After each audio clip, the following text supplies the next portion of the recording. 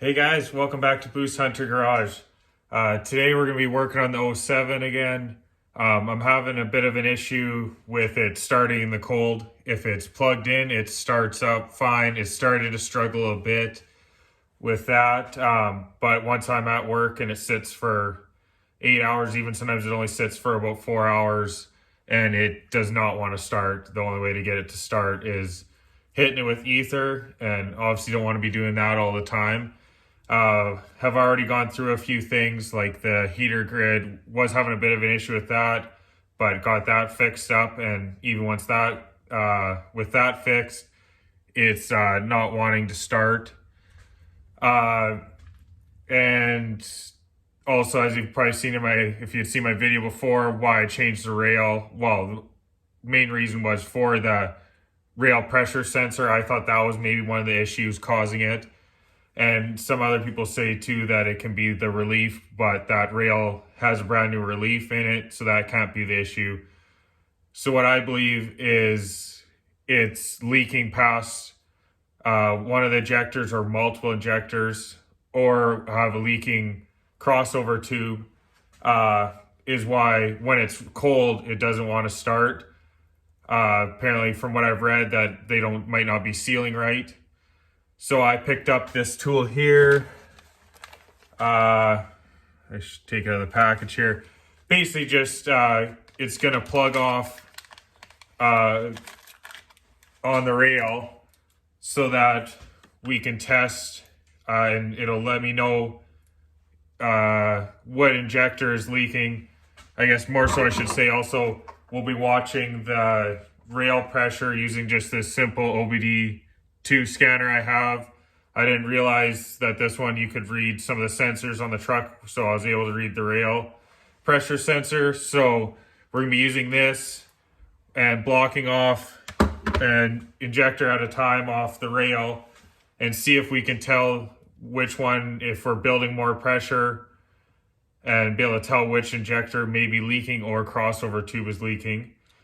I do know that injector 1, 3, and 5 have been replaced.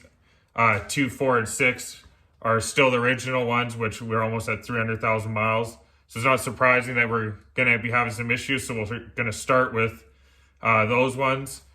So I have the other rail here, the old rail, obviously. So here, basically this thing's just going to thread right on there. Want to get it nice and tight, because obviously your rail should be getting around 5,000 PSI at idle, from what I understand. And when I tested this before, when the truck was cold, I was only getting around 750 PSI at the rail when I was cranking it. So obviously nowhere near enough to get it to fire.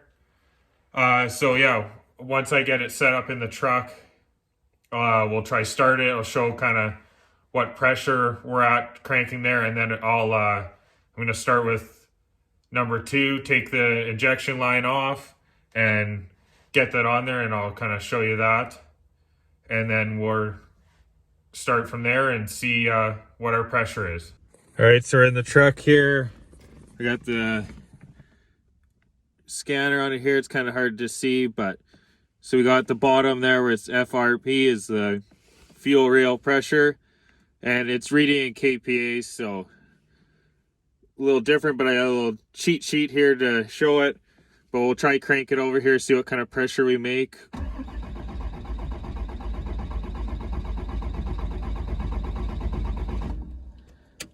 Alrighty, so what do we see? The most there, I'd say, it was about 7,000.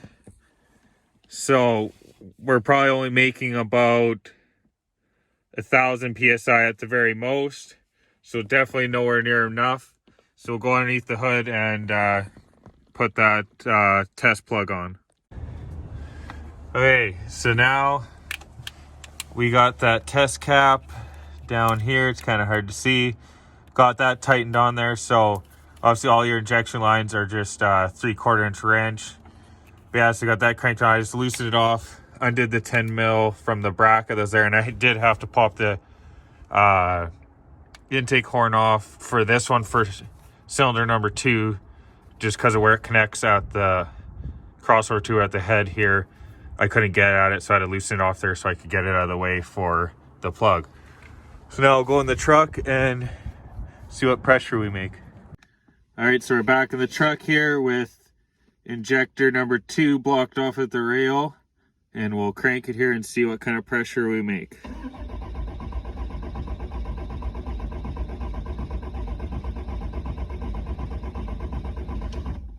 So I would say not much of a difference there.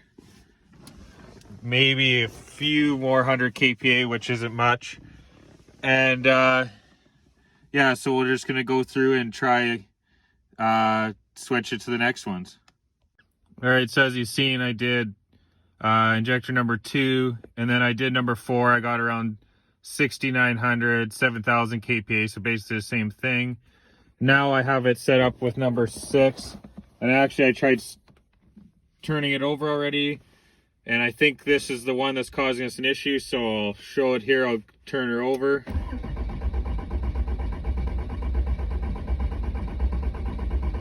Getting up to almost 11,000 there compared to the other ones, and the truck actually basically started there. So I believe it's number 6 at least is our main issue, so we'll do a little bit more digging and get back to you. Okay guys, to conclude this video, I believe that number 6 injector is weak or leaking past, or the crossover tube. I did try tightening up the crossover tube and it didn't seem to do anything. So I do believe that injector is leaking past, as we could see in the pressure change there. And I mean, not to say that number 2 or 4 aren't slightly leaking also. I wouldn't be surprised if they were, but for sure number 6 is the worst one, because as you can see, when the pressure came up, it did want to start. It basically was started, and I just had shut it off. So this little tool here, it's kind of hard to see, but basically an injector nut with what would looks like at the end of injector, except for just solid. Ended up working really good, and I got this at Geno's garage is where I had picked it up. First time ordering from them, it went really good. Got it quick and was a good price, so I was happy with this purchase. And now that I know that injector is the weak one, so I'll have to do some searching here and figure out. I'll probably just get another stock injector for now and crossover tube to replace that. I'd love to be just changing all 6 to something bigger, but that's not in the budget right now, so we'll just do 1 injector for now. So if you're not already, subscribe and follow along, because we will be doing an injector change here coming up right quick. So thanks a lot for watching.